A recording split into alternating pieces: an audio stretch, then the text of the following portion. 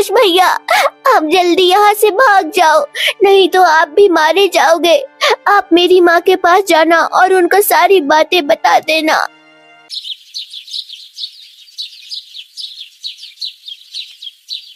मगधपुर राज्य में एक शक्तिशाली राजा राज करता था। वो बलवान होने के साथ साथ थोड़ा घमंडी भी था। राजा को शिकार करना बहुत ही पसंद था। उसका एक छोटा सा बेटा भी था जिसको वो बहुत ही अधिक प्रेम करता था।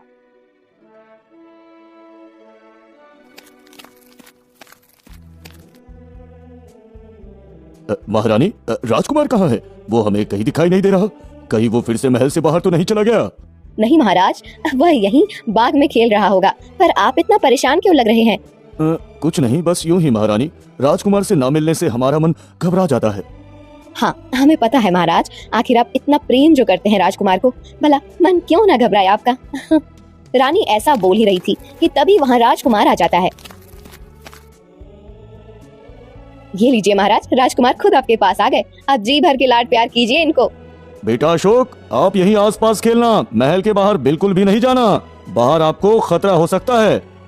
पर आप तो हमेशा महल के बाहर जाते हैं, फिर आपको कोई खतरा क्यों नहीं होता है?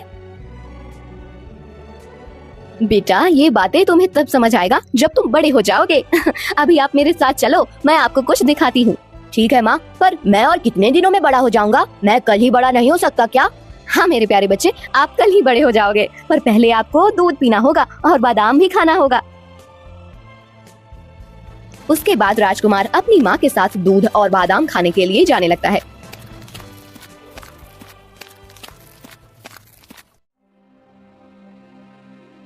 माँ, मैं खरगोश भैया के साथ नदी के किनारे खेलने जा रही हूँ। वहाँ मेरा इंतजार कर रहे होंगे।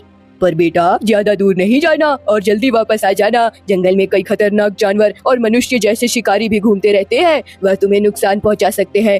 आप चिंता न करो माँ, मैं भी खरगोश भैया जितना तेज दौड़ लेती हूँ। अगर कोई खतरा महसूस हुआ तो हम तुरंत वहाँ से भाग जाएंगे।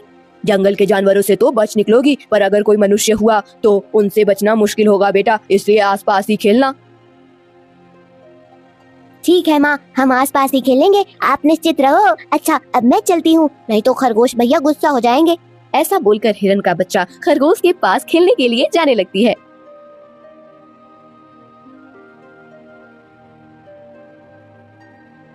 महारानी, हम शिकार पर जा रहे हैं। आप राजकुमार का ख्याल रखना, कहीं वो खेलते खेलते महल के बाहर न चला जाए।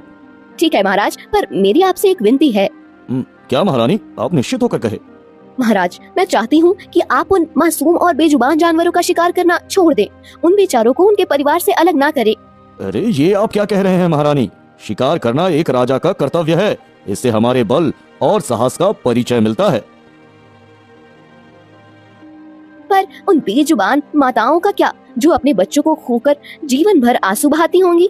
अरे, वो लोग जानवर हैं महारानी, उनमें मनुष्यों जैसी भावनाएं नहीं होती। वो लोग बहुत जल्द एक दूसरे को भूल जाते हैं। राजा अपनी रानी को समझा ही रहा होता है कि तभी वहाँ पर उनका मंत्री आ जाता है।